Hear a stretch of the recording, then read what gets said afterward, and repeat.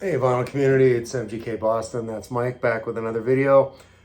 This is just a quick contest entry. Another channel, a guy named Christian. He calls himself the CGC, the vinyl guy. He's shooting for 300 subscribers and he's having this contest. It's very simple. It's pick 5 albums with 3-word titles in them. You can't have live albums. That was one of the rules. I forget the others. Doesn't matter. He's a pretty chill guy. So again, it's CGC, the vinyl guy. Check out his channel. He's shooting for 300. He just broke it the other day. Yeah, and I just hit over 200 myself, but I'm not running any contests. I just like entering these things because I enjoy the threads and the lists, and the topics are very interesting to me. So anyway, I want to get it going because, as Christian said, it's 5 albums, but if you want to do 10, but try not to make a 20-minute video. So I'm going to try to mow through 10 as quick as I can. So let's get going. So first out of the gate, 10,000 Maniacs. This is Blind Man Zoo. This was released in 1989. It was the follow-up to their debut, In My Tribe. They were from somewhere in upstate New York, maybe the Albany area. I could be mistaken. But yeah, this was their second. Not as good as the first one, In My Tribe. I have a copy of In My Tribe on CD. But this does have a couple of moments. Good single there, Trouble Me, you may be familiar with. Of course, lead vocalist Natalie Merchant later went on and still has a pretty ongoing solo career, I believe. So yeah, the big single on this was Trouble Me. A lot of this stuff is forgettable. I don't know why I haven't sold this. It may go in my reject pile, but it's got 3 words in the title, and it's Blind Man Zoo, and it's kicking off this list. All right. Shifting gears here, a little disco action, 1979. Of course, it's Amy Stewart, Knock on Wood. I don't know if Giorgio Moroder had something to do with the production on this one, but Knock on Wood, arguably one of the biggest disco hits of the whole era, the whole disco era, if you will.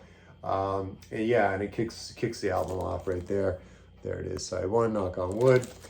And there's Amy Stewart right there. And of course, I'd be remiss if I didn't point out there's a really cool mix here of all songs. Light My Fire by The Doors, track number 3 on side 1. Definitely look that up if you want to get your disco on. There she is on the back. If that doesn't scream 1979, I don't know what does. Amy Stewart, Knock on Wood. 3-word title there, Christian. Keeping it moving. It's Talk Talk, Color of Spring. Lead singer, what was his name? Mark Hollis, lead vocalist and chief lyricist of this band. They have a lot of good stuff. This is my favorite, and arguably this is the peak for the band. I think this is their third studio release, again in 1986. I would have bought this in my senior year of high school. And it's really great. Never saw them live, but if you're not familiar with it, any of these are worth looking up. Happiness is Easy, Life's What You Make It. You've probably heard that. Living in Another World, that's probably my favorite song on the album. And yeah, Time It's Time is also very good. It's, just wanted to show on the inside here. I think, yeah, there's a picture of the band on the inside here. There's 3 of the guys right there. There's Mark Hollis. And of course the lyrics. Again, that's Talk Talk, Color Spring. Staying in the 80s here, it's the debut solo album from Wall of Voodoo, frontman, lead vocalist, guitarist Stan Ridgway. This is The Big Heat, 3 words, released in 1986. Really cool. It almost feels like a David Lynch movie soundtrack, if you remember Blue Velvet and Twin Peaks. It's got that kind of vibe to it. American indie, but it's got that tinge to it. Really, really cool. The title track, Big Heat's excellent. Just Drives, she said, was the big single. MTV, there was a video for that one. And Camouflage, there's a cool video for that. I love Camouflage. Great song.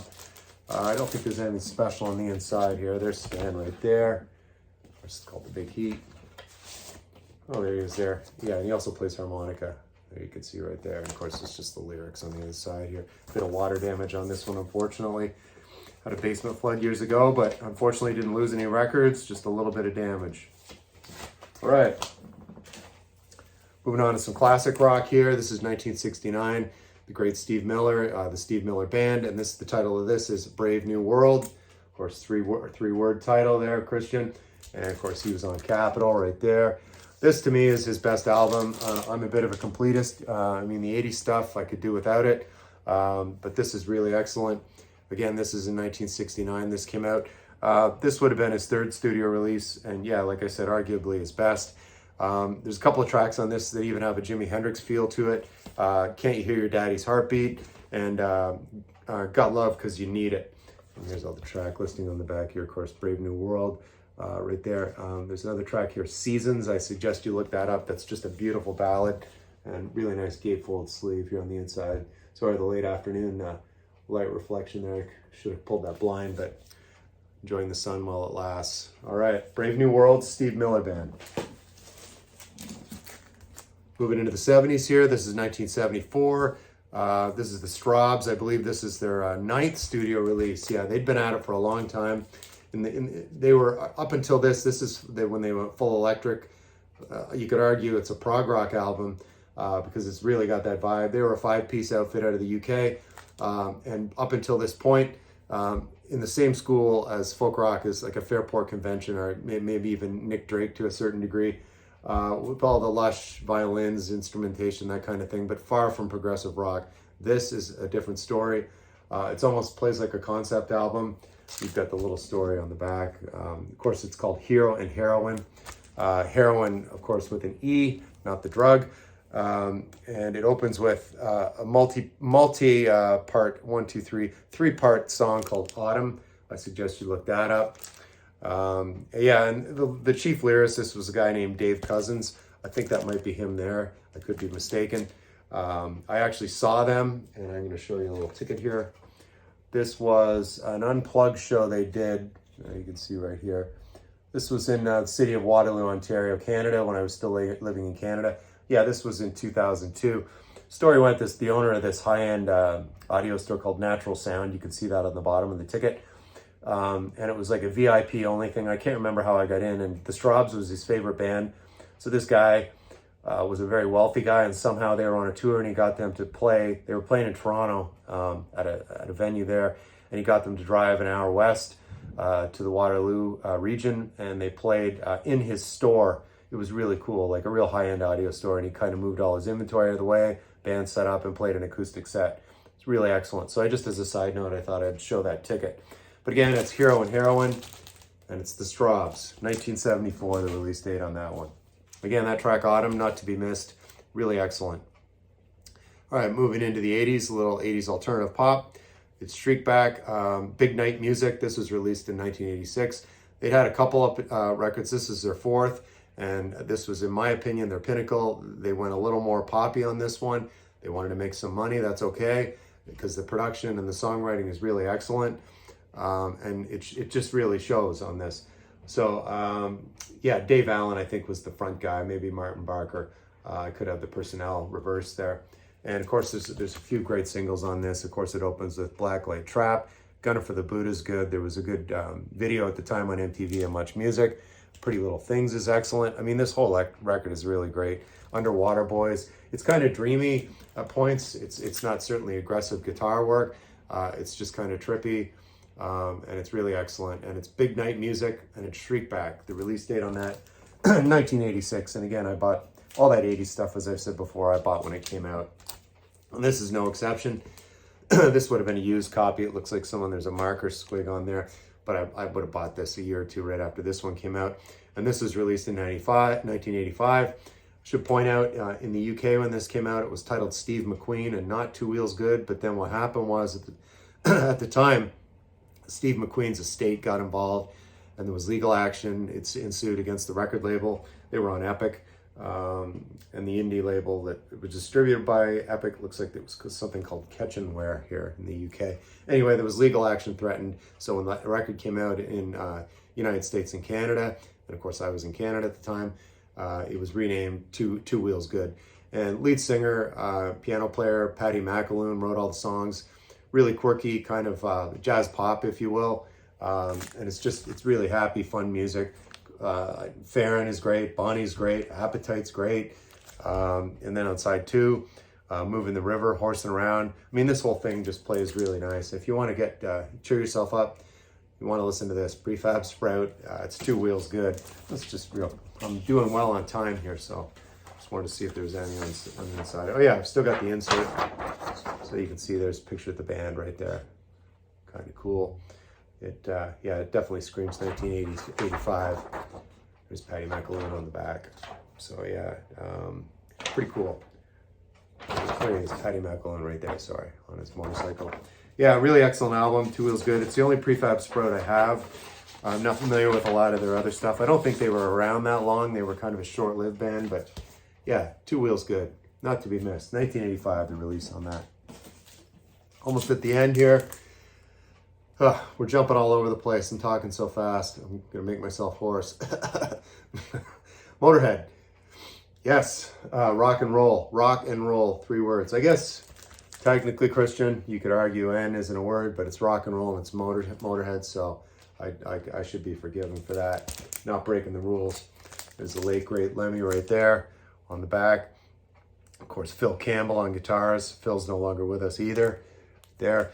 Yeah, this is just really kick-ass. This is 1987. I was in my freshman year of university at the time, played this a lot.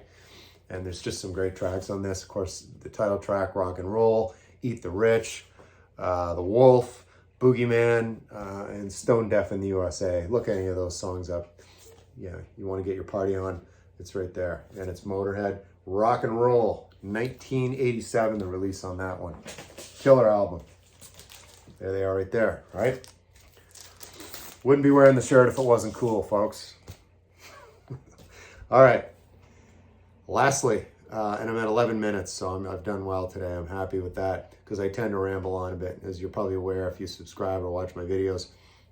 This is Iggy Pop. At this point, Iggy, this was his 8th studio release, solo album release. Of course, the Stooges was long over, and he had a solo career through the 70s, did some stuff with David Bowie, and David Bowie was his benefactor on this one. I think he put up a lot of the money for this, and he might have helped out in the studio. There's one track on this, Cry for Love was a huge single, and that was co-written by Steve Jones, the guitarist from the Sex Pistols.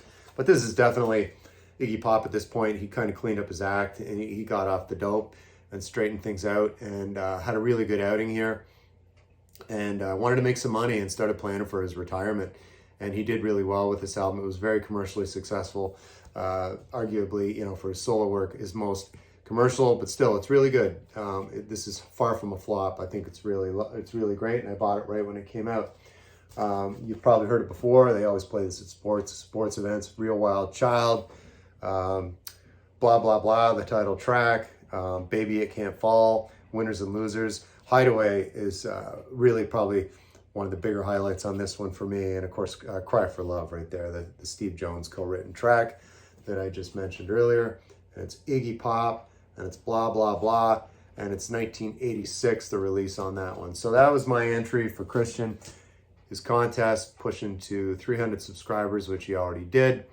And yeah, there was one other thing Christian mentioned, I'm all for it, giving a shout out to a channel with less subscribers than your own. I gave this guy a shout out early on when he only had about 13 subscribers. Well, he's over 100 now, this guy Matt, and it's called Prime Analog Records. Apparently in his day job, he's a photographer, and I looked him up on Instagram, and he takes pictures of supermodels in Miami, and it looks like his job's more fun than mine. I'm in supply chain, so you know how that's going these days. So anyway, folks, that's it for my video. Hope you enjoyed it. And Christian, good luck. I guess you're wrapping up the contest this weekend, so I'll look forward to hearing who made out with the prize. Thanks, folks, and have a great weekend.